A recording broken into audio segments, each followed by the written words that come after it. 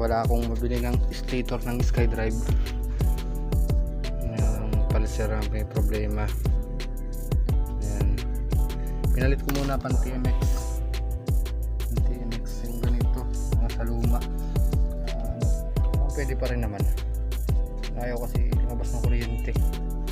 Ayan, TMX lang yun muna. Tapos tinesting ko.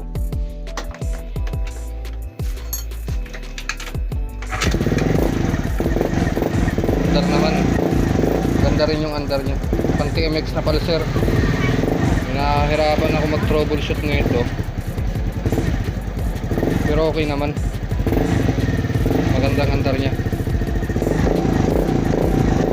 Babalay minor, tasan na lang, pero at least umandar siya.